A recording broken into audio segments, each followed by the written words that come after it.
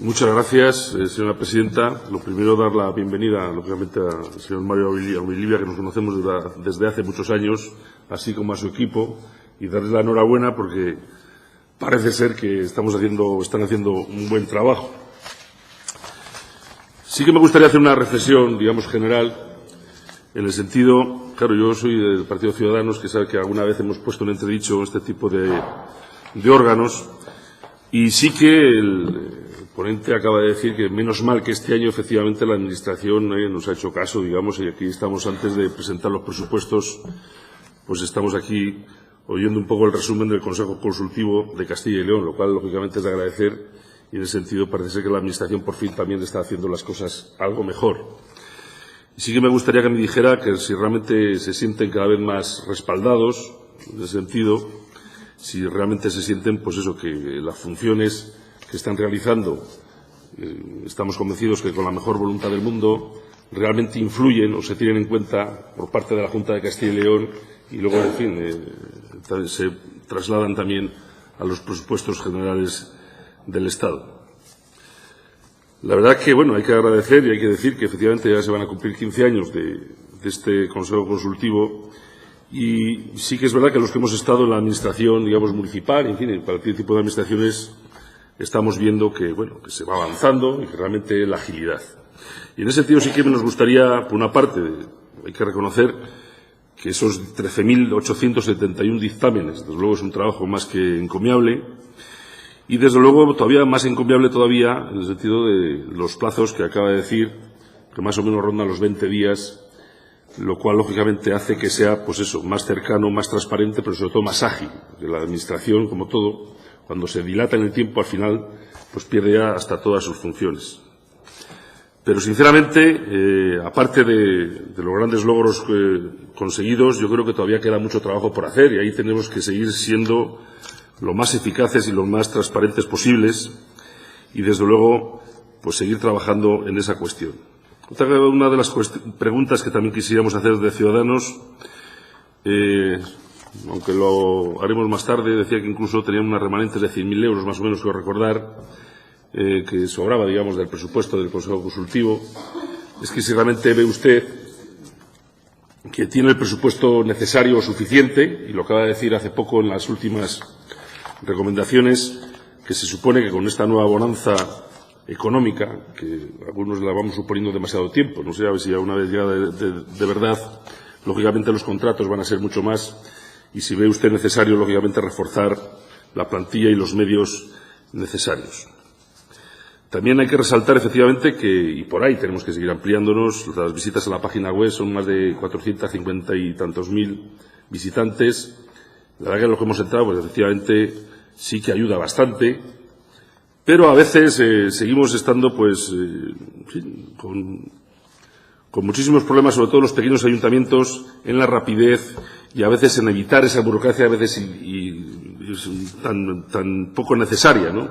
Y le voy a poner un ejemplo muy concreto. Hace poco a nuestro grupo parlamentario han acudido varios ayuntamientos, por ejemplo, de la Ribera del Duero,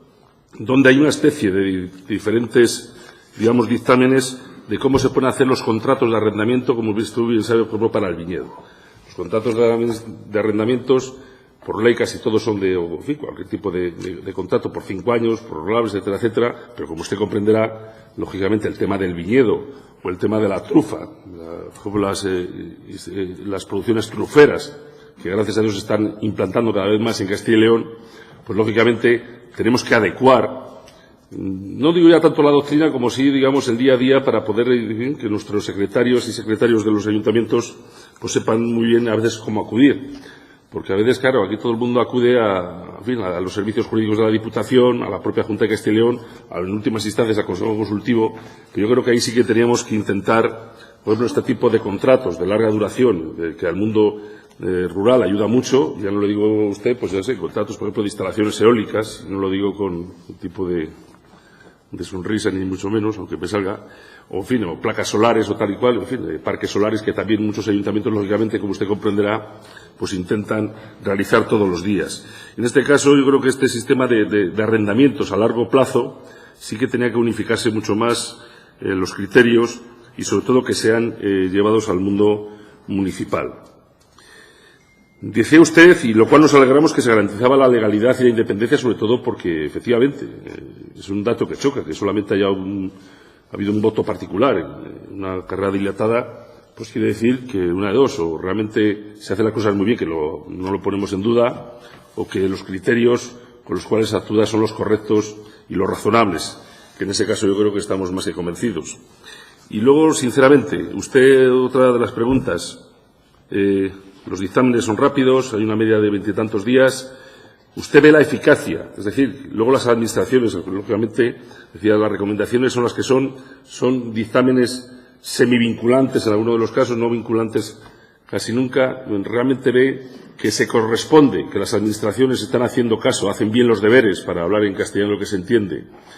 por parte del Consejo Consultivo, es decir, les hacen caso. Es lo que no es una cuestión que nos gustaría también decir. Pero mire, luego también la realidad es tozuda. A veces todos hacemos las cosas muy bien, pero luego no es que vea uno la prensa, es que la realidad es la que es. Hace poco en la provincia de Burgos, por ejemplo,